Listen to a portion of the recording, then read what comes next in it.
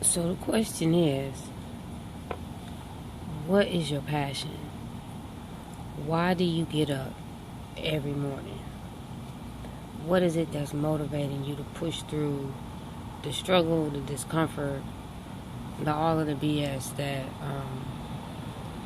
regular life sets before you? And my answer to that is to be able to teach a social beauty makeup history class that inspires and informs anyone who's willing to sit down and listen. I'm looking at my community. As a makeup artist, you have social media, you have all of the different disciplines that you can possibly work in, and the ways that you are trying to but cross-train, be able to work across all different fields and have each situation support each other. For me, I don't have a lot of followers. I don't post a lot of, socially engaging, things, apparently, according to the logarithms. And the fact that I have less than 2,000 followers, on Instagram, that's just what it is, right? I don't know that bothers me, but it definitely comes into play right now when I need to take advantage of the access that having a social media following would afford me when I'm looking for and I need help and I need support. I need funding. I need all types of things to be able to make this really amazing idea come to fruition. The idea of a makeup masterclass that actually offers you much, much more than a bag of full-sized, expensive, really fantastic, beauty products. Um, a class that can actually help you to become a more well-rounded master within whatever your discipline ultimately becomes in the beauty industry or the beauty industries that do, do you realize that the whole hair and makeup and beauty and grooming industry is like a $43 billion a year industry, and people of color, African Americans, the multicultural person, spends 9 times as much as any other demographic. In addition to the fact that we hold $1 trillion buying power, and yet we do not even control our own industry. You can go back to the Chris Rock Good Hair documentary where he's talking to Reverend Al Sharpton, and he brings this point up very pointedly. We putting all of this money out and we don't own our beauty supplies. We don't, okay, so whatever, right? There's ways to make that work now. There are black-owned beauty supply associations. They're putting people in business. These things are happening. There's girls out in California. I think it's LA Beauty Cave Girl, something like I can't remember. But I do follow them, and there are girls out here doing it. It's happening. But it's not happening at the rate at which we're spending our money and committing ourselves to our the artifice that is our day-to-day social beauty experiment. How many days a week do you see somebody switching their look up? Wig pieces, bald, whatever. That's our thing, and yet everybody else is profiting off of it. We are not. And then I feel like maybe that's part and parcel because as a whole, we really don't understand what our legacy is in that. How just about every black, brown, beige, and tan culture has some type of, extra involved beauty rituals, grooming treatments that lead back to ceremonial importance and cultural relevance, and not just how it's on the surface for us now.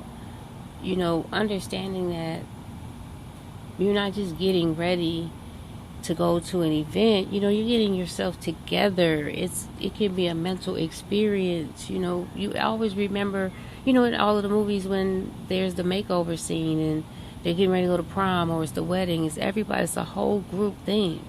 It's coming together through the common unity of the community. Like, we are all in this one thing together. We share in this. We all want to generally present our best selves, whether it's just as a common person or how you present yourself in your spiritual arenas. The whole makeup and grooming thing is more, it's more than, a Maybelline commercial will lead you to believe. Obviously it is, because with the expansion in now recently available cosmetics brands that are put out by and for women of color, that lets you know right there. We need to take hold of it. But it's come to my, I've come to this understanding that, maybe a person, or maybe people can't really see their future because they aren't clear to their connection on the history, the strength of the shoulders of the people and the cultures and the times and the knowledge that they come from. When you see the guy, the Louis Gates guy, and they trace back to see where you come from and who your people are, like that episode with Questlove, what his reaction was to see that he was really connected to something special. He's already, Questlove. Can you imagine having that type of feeling about deciding that you want to be a hairstylist, that you want to make wigs, that you want to help people that have alopecia, that you want to take your interest in science and come up with some new way to extract something from aloe vera to make eczema less, whatever it is. You never know what it is that will spark you to go to the next thing. But I bet you this, when you get a full and better understanding of where you have come from, you absolutely will be able to know exactly where you can go.